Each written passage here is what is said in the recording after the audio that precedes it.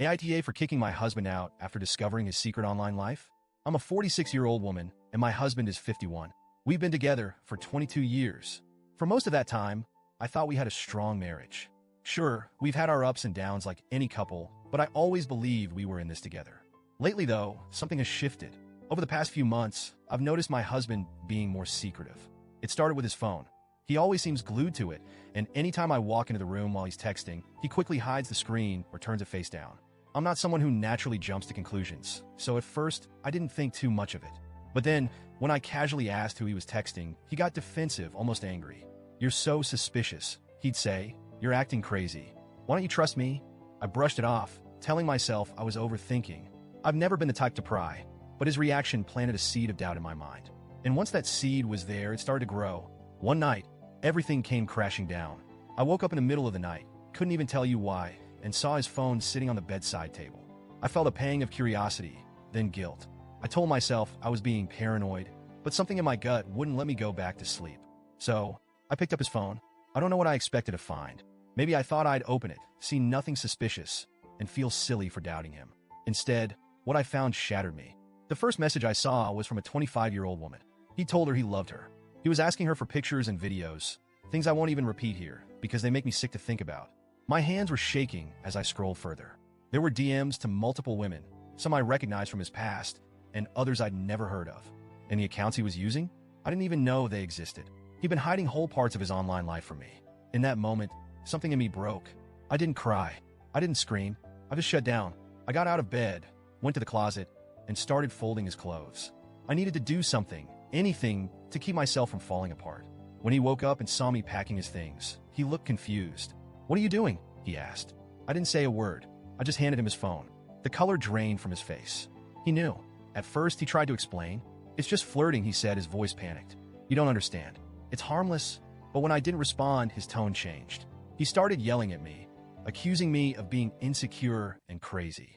He said I was overreacting, that it wasn't real cheating because it wasn't physical. For some context, he hasn't worked in 15 years. I've been the sole provider for our family, covering every expense while he stayed home. I've always done it without complaint because I loved him and believed we were a team.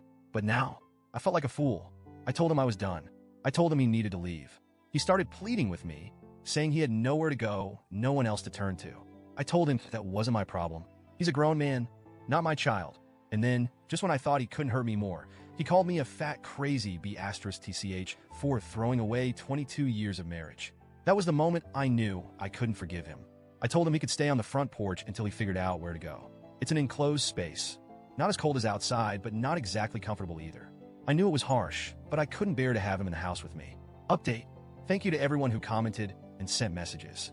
Your kindness has been a lifeline. When I got home from work, he was still on the porch. To clarify, it's more like a mudroom. Chilly, but not unbearable. I let him in so he could eat, use the bathroom, and talk. He started apologizing again. He said he wouldn't do it anymore, that he didn't mean to hurt me. He begged me to think about our history together, to consider the good times. He said I was throwing away 22 years over something that wasn't physical. But this time, his words didn't sway me. I pulled up his messages again, the ones I'd read the night before, and began reading them out loud. I got about halfway through before I broke down crying. I couldn't help it. The betrayal felt so raw, so personal.